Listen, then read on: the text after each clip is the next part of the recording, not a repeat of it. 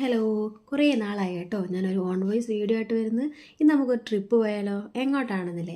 ഈ മനോഹരമായ യാത്ര ചെന്ന് അവസാനിക്കുന്നത് എവിടെയാണെന്നറിയാമോ? പാലക്കയം തട്ടിലാണ്. നമ്മുടെ വീട്ടിൽ നിന്ന് ഒത്തിരി ദൂരെയല്ല കേട്ടോ ഈ പാലക്കയം തട്ട് എന്ന് പറയുന്നത്. ഇവിടെ എൻട്രി ഫീസ് വരുന്നത് അഡൾട്ടിന് 50 രൂപയും ചിൽഡ്രന് 25 രൂപയാണ് കേട്ടോ. നമ്മുടെ കാശിക്കൂട്ടനും പൊന്നുകുട്ടും എൻട്രി ഫ്രീ ആയിരുന്നു കേട്ടോ.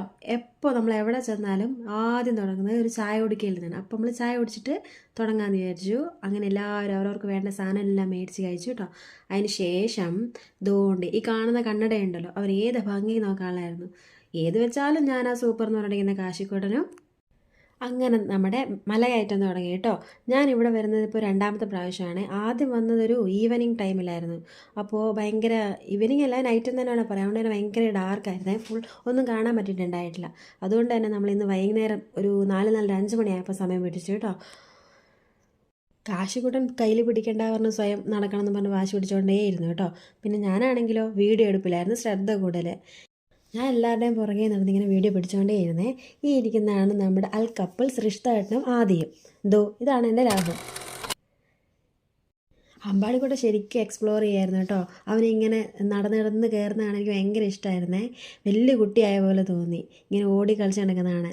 പിന്നെ അവൻ്റെ ചേട്ടനും കൂടെ അപ്പോൾ പറയണ്ടല്ലോ. ഇതാണ് പൊന്നൂട്ടൻ, റിഷ്തേട്ടൻ്റെയും ആദിയുടെയും മോനെ. ഇതല്ല, ഇതിനപ്പുറം ചാടിക്കിടന്നവനാണ് ഈ കെ ജോസഫ് എന്ന് പറഞ്ഞ പോലെയാണ് നമ്മുടെ അമ്പാടിക്കുട്ടൻ്റെ നടപ്പ് കേട്ടോ.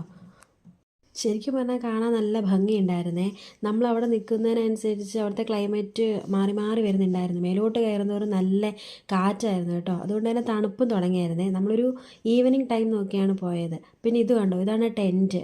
ഇത് നല്ല അത്യാവശ്യം നല്ല ടെൻറ്റുമാണ് ഇവിടെ ഉള്ളത്.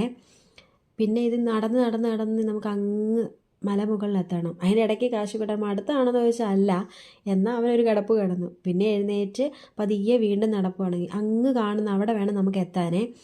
ശരിക്കും പറഞ്ഞാൽ ഈ ട്രിപ്പ് നമ്മൾ പ്രീ പ്ലാൻഡ് ഒന്നുമല്ല കേട്ടോ. ആക്ച്വലി ആദ്യം ചോദിച്ചു നമുക്ക് പോയാലോ എന്ന്.